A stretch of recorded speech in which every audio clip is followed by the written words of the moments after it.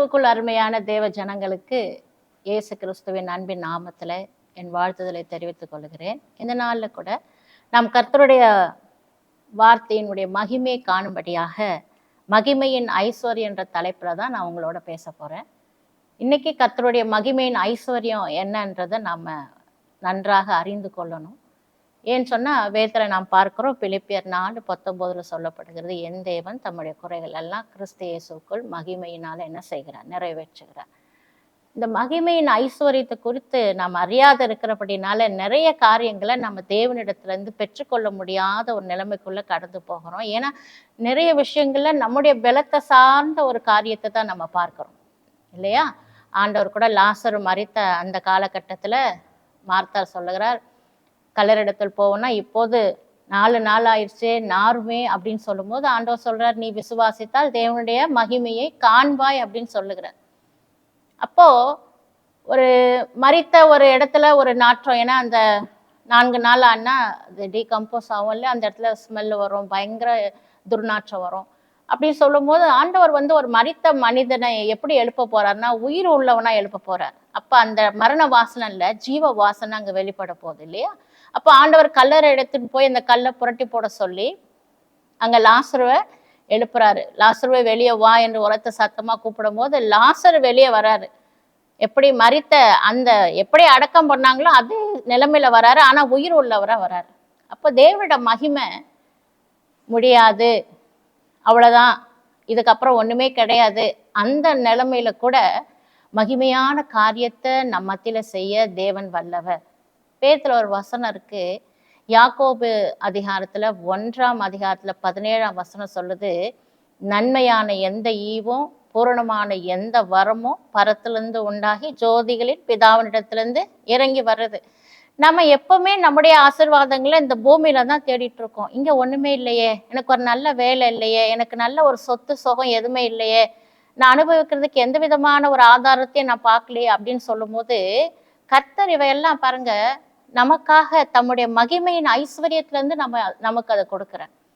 நம்ம நினைச்சு கூட பார்க்க முடியாத காரியத்தை நம்மளோட வாழ்க்கையில செய்யற. உதாரணமா பழைய ஏற்பாட்டுல நாம் பார்க்கிறோம் இல்லையா? மோசே வழி நடத்தி வந்த காலகட்டத்துல ஜனங்கள் இறைச்சிக்காக வனாந்தரத்துல இறைச்சிக்காக அவங்க முறுமுறுக்கும் பொழுது ஆண்டவர் அவங்களுக்கு இறைச்சியை கொடுக்குறேன்னு சொல்லிட்டார், காடைகளை அவங்களுக்கு கொடுக்க போறேன் அப்படின்னு சொல்றாரு.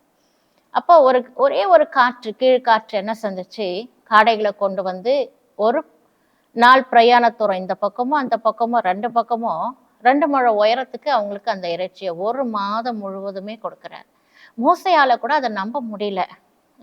இவ்வளோ பேருக்கு ஆண்டவரால் எப்படி கொடுக்க முடியும் அப்படின்னு கேட்கும் போது தேவனால் கூடாத காரியம் ஒண்ணுமே கிடையாது. ஒரே ஒரு காற்று மகிமையான காரியத்தை அந்த இடத்துல செஞ்சு முடிச்சது. ஜனங்கள் எல்லாம் அதை உட்காந்து நல்லா புசிக்கிறாங்க. மனம் நல்லா, அதாவது எவ்வளோ சாப்பிட முடியுமோ அவ்வளோ சாப்பிட்டு சந்தோஷமா ஆகுறாங்க.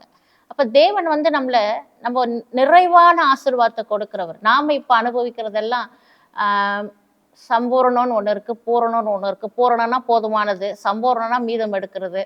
அப்ப இன்னைக்கு நாம அனுபவிக்கிறது குறைச்சலான ஒரு அனுபவத்துல இருக்கிறோம். ஆனா தேவன் எப்படி இதை நமக்கு கொடுக்கிறாருன்னா நிறைவான ஆசீர்வாதத்தை, பரிபூர்ணமான ஆசீர்வாதத்தை, நிரம்பி வழிகிற ஒரு ஆசீர்வாதத்தை தேவன் நமக்கு கொடுக்க வல்லவராக இருக்கிறார். அப்போ மகிமையின் ஐஸ்வர்யம் அப்படின்னு சொன்னா பாத்தீங்கன்னா ஆண்டவர் சொல்றாரு, 5 அப்பம் 2 மீனை 5000 புருஷர்கள் சாப்பிட்டார்கள் என்று சொல்லப்படுது இல்லையா? நாங்க இருந்த ஸ்திரீகள் பிள்ளைகள்லாம் இவ்வளவு நிறைய பேர் சாப்பிட்டுருப்பாங்க இல்லையா? அப்போ 5 அப்பம் 2 மீனை இயேசுவின் இடத்துல கொடுக்கும் போது அவர் அதை ஆசீர்வதித்தார் என்று சொல்லப்படுது. அப்ப என் தேவனுடைய அந்த மகிமையின் ஐஸ்வர்யம் நம்ம என்னன்னு உணரணும். நம்ம கர்த்தரிடத்துல போய் ஆண்டவரிடத்துல போய் ஆண்டவரை என்னை ஆசீர்வதியும் அப்படின்னு சொன்னீங்கன்னா நம்ம ஆசீர்வதிப்பதான் கர்த்தருக்கே பிரியும். எப்படி ஆசீர்வதிக்கிறார், எதை கொண்டு ஆசீர்வதிக்கிறார்? தம்முடைய மகிமையை கொண்டு அவர் ஆசீர்வதிக்கிறார். அதனால்தான் நம்முடைய குறைகள் எல்லாம் அவருடைய மகிமை நிறைவாக்குது. அவர் மகிமையின் ஐஸ்வர்யம் நம்ம அதை என்ன செய்யுது, நிறைவாக்குறதா இருக்குது. வேதத்துல இருக்கிற நிறைய அற்புதங்களை நீங்க பாத்தீங்க அப்படின்னா ஒன்றுமில்லாதுல இருந்து செய்யற காரியம்தான். ஆமென். அவர் செய்யற காரியம்லாம் ஒண்ணுமே கிடையாது. 2 ராஜாக்கள் 6ஆம் அதிகாரத்துல நீங்க பாத்தீங்கன்னா அங்கே தீர்க்கதரிசிகள் புத்திரர்கள் யோர்தான் நதிக்கு அப்புறத்துல குடிசை போட்டு வாழ்றதுக்கு வாழும்போது அங்க அதற்கான மரங்கள் அவங்க வெட்டும் போது அதுல ஒரு மனுஷன் மரம் வெட்டும் போது ஒரு கோடாரி தண்ணியில விழுந்துருது. நல்லா யோசிக்கும் போது இரும்பு கோடாரி விழுந்துருச்சு. உடனே அவரு தேவனுடைய மனுஷனே என்னுடைய கோடாலி இங்க விழுந்துருச்சுன்னு சொல்லிட்டு எலிசாவை கூப்பிடும் போது, எலிசா எங்க விழுந்துச்சுன்னு கேட்கிறாரு. தண்ணியில ஒரு குறிப்பிட்ட இடத்த காமிச்சு இங்கதான் விழுந்துச்சு அப்படின்னா அந்த ஒரு கொப்பை வெட்டி போடணும்னு சொல்லும்போது, கொப்பை வெட்டி போட்ட உடனே அந்த அந்த மரம் கீழே போகுது, தண்ணிக்கு அடியில இருந்து இரும்பு மேல வருது. இது இயற்கைக்கு அப்பாற்பட்ட ஒரு அதிசயமான ஒரு காரியம். இன்றைக்கு பாருங்க, இரும்பு தண்ணிக்குள்ள முழுகும், மரம் மிதக்கும். ஆனா இந்த மரத்தினுடைய கொம்பு கீழே போகுது, கோடாலி மிதக்குது, அவள் கையை நீட்டி எடுத்துக்கொண்டான்னு சொல்லப்படுது. நம்முடைய வாழ்க்கையில இது நடக்குமா அப்படின்னு சொல்ல, தேவனால் கூடாத காரியம் ஒண்ணுமே கிடையாது. தேவன் தம்முடைய மகிமையின் ஐஸ்வர்யத்துல, இந்த வேதத்துல பாருங்க, யோவான் 15ஆம் அதிகாரத்துல ஒரு வசனம் சொல்லுது. என்ன சொல்லுதுன்னா, ஒருவன் என்னிலும் என் வார்த்தை அவனிலும் இருந்தால் அவன் கேட்டுக்கொள்ளுவது எதுவோ அது அவனுக்கு செய்யப்படும். அப்படி செய்யப்படும்னா அவனுக்காக அது புதிதா உருவாக்கப்படும். அவனுக்கு இங்க இல்லைனாலும் அதை கர்த்தர் தம்முடைய மகிமையினால அதை அவனுக்கு கொடுக்க வல்லவன்.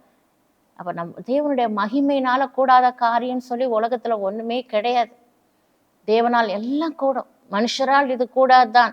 தேவனால் எல்லாம் கூட. ஒரு மனுஷனுக்கு காக்கா பாத்தீங்கன்னா ஒரு பொருளை பறிச்சுட்டு போறதுதான் காக்காவுடைய அந்த இயல்பு.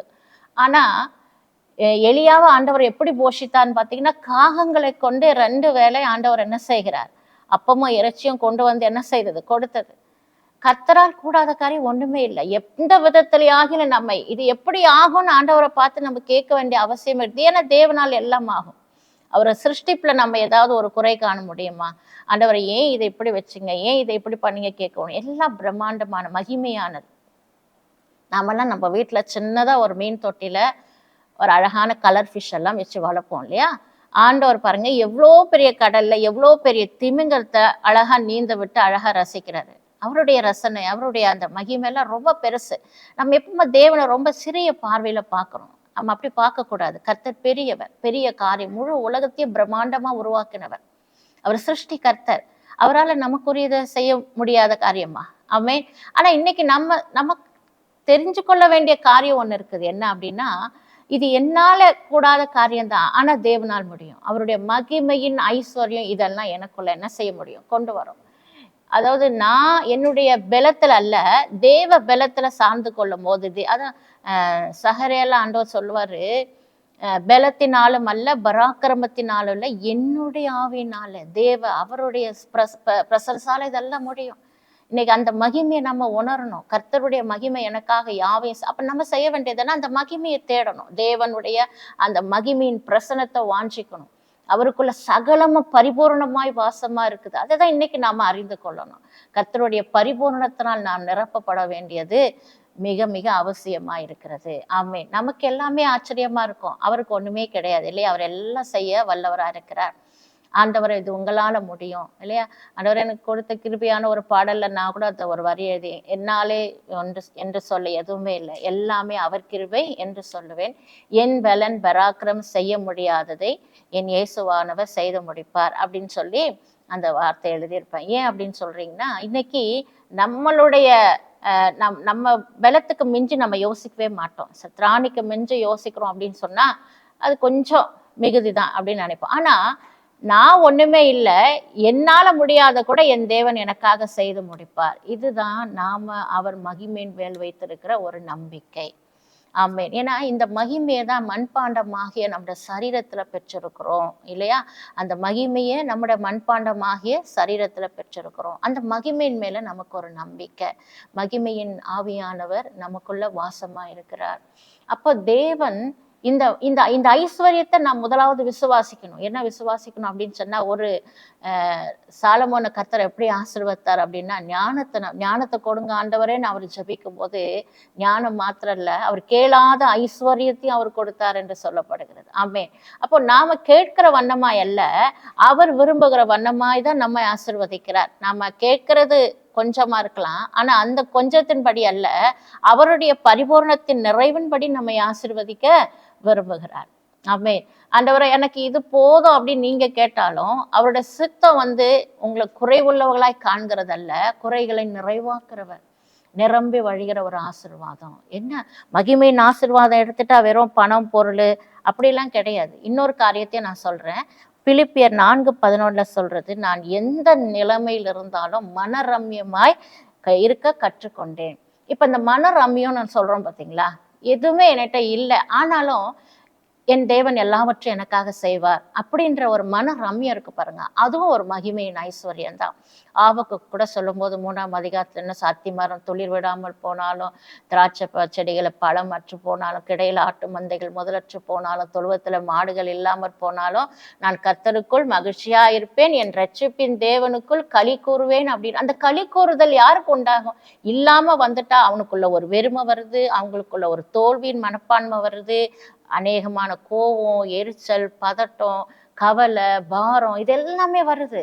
ஆனா ஒரு மனுஷன் இது எல்லாமே இல்லைன்னாலும் நான் கர்த்தருக்குள்ள மகிழ்ச்சியா இருப்பேன்னு எப்படி சொல்ல முடியுது? அதுதாங்க மகிமையின் ஐஸ்வர்யம். இந்த மகிழ்ச்சியை யாரால நமக்கு கொடுக்க முடியும்னு சொல்றீங்க? இல்லாமன்னு ஒண்ணு வந்துட்டா டோட்டலா அப்செட் ஆயிடும் இல்லையா? ஒண்ணுமே இல்லை, அதாவது ஒரு எதிர்பார்ப்பு இருக்கலாம். 1ஆம் தேதி வந்தா சம்பளம் வந்துடும், இந்த ஒரு 10 நாள் எப்படியாவது நம்ம ஓட்டிட்டோம்னா 1ஆம் தேதி சம்பளம் வந்துடும் அப்படின்ற ஒரு காரியம் கூட இல்லாத ஒரு எல்லாராலும் ஒரு புறக்கணிக்கப்பட்ட கைவிடப்பட்ட ஒரு சூழ்நிலை வரும் பொழுது மனுஷன் எப்படி அதுல சந்தோஷத்தை காண முடியும் சொல்லுங்க? ஆனா ஒரு மனுஷனோட கர்த்தர் இருப்பாரே, ஆனால் அந்த கர்த்தர் அவனுக்கு கொடுக்கறது இந்த இல்லாமையிலும் ஒரு மனரம்யமான ஒரு சந்தோஷம். ஏன் அப்படின்னா அவன் முழுக்க முழுக்க கர்த்தரை சார்ந்து கொள்றான். அத்திமரத்தை சார்ந்து, திராட்சை தோட்டத்தை சார்ந்து, கிடையில் ஆடுகளை சார்ந்து, மாடுகளை சார்ந்து, தன்னுடைய கையின் பிரயாசங்களை சார்ந்து இருந்தாலும் அது எதுவுமே ஒரு காலகட்டத்துல கை கொடுக்கலன்னாலும் அவன் தன்னுடைய ஆதாரமா கர்த்தரை தன் நம்பிக்கையா கொண்டிருக்கிற மனுஷன் பாக்கியவான். அப்ப அந்த மனுஷனுக்குள்ள ஒரு விசேஷ ஒரு மகிழ்ச்சி உண்டாவது பாருங்க. அதுதான் கர்த்தருடைய மகிமையின் ஐஸ்வர்யம். ஆமென். இருக்கிறது மாத்திரம் மகிமையின் ஐஸ்வர்யம் கிடையாது. ஆண்டவர் இயற்கைக்கு அப்பாற்பட்ட காரியங்களை செய்யும் போது ஒரு மகிமையின் ஐஸ்வர்யம் கிடையாது. இல்லாமை நேரத்துல கூட என்னால ஒரு சந்தோஷமா மகிழ்ச்சியா என் தேவனை சார்ந்து இருக்க முடியுது கூட தேவனுடைய மகிமையின் ஐஸ்வர்யம் தான். ஆமென். அப்ப இன்னைக்கு அதை தான் நாம உணரணும். இது எவ்வளவு பெரிய சந்தோஷம். எல்லா சூழ்நிலையிலுமே கர்த்தர் பார்த்து கொள்ளுவார். ஆமென். ஆபிரகாம் தன் பிள்ளைய பலியிட கொண்டு போகும்போது அவருக்குள்ள ஒரு பெரிய ஒரு ஒரு பதட்டமோ பயமோ ஒண்ணுமே கிடையாது. ஆண்டவர் கேட்டா நான் கொடுக்க போறேன். ஆமென். அது அவர் அதாவது ஒரு ஒரு ஆக்டிங்லாம் பண்ணல. கத்திய போடுற மாதிரி இல்ல, அவர் நிஜமாவே செயல்பட்டார். ஆண்டவர் கத்தியை தூக்கி பிள்ளையாண்டன் மேல போடும்போது நிறுத்துன்னு சொல்லி நிறுத்தி அந்த இடத்துல அந்த பிள்ளைக்கு பதிலா ஒரு ஆட்டுக்குட்டி ஆண்டவர் காண்பித்து அங்கே பலியிட காரியத்தை செய்கிறார். ஏன்னா சில நேரங்கள்ல நாம என்ன செய்கிறோம் அப்படின்னு சொன்னா, வாயில சொல்லுவான், ஆண்டவர் எதை கேட்டாலும் நான் செய்வேன், ஆமென், எதை கேட்டாலும் என்னால செய்ய முடியும், அவ்வளோ அன்பா இருக்கிறேன் அப்படின்னு. ஆனா தன்னுடைய புத்திரன் ஏக சுதன் என்றும் பாராம கர்த்தர் கேட்ட உடனே அந்த பிள்ளைய எடுத்துட்டு போறான். தன் மனைவி கூட சொல்லாம, வேலைக்காரன் கூட நாங்க திரும்பி வருவோம்னு சொல்லிட்டு தான் போறாரு. அப்ப அவருக்குள்ள ஒரு பெரிய நம்பிக்கை இருந்துச்சு. என் கர்த்தர் என்னை ஒரு நாளும் கைவிட மாட்டார், ஏன்னா வாக்குத்தத்தம் பண்ணினவர் அதை நிறைவேற்ற வல்லவராய் இருக்கிறார். இதுதாங்க மகிமையின் ஐஸ்வர்யம். நம்ம கர்த்தர் மேல கொண்டிருக்கிற அந்த உறுதியான நம்பிக்கை, அதுவும் கர்த்தரால் நமக்கு கிடைக்கிற ஒரு மகிமையின் ஐஸ்வர்யம் தான்.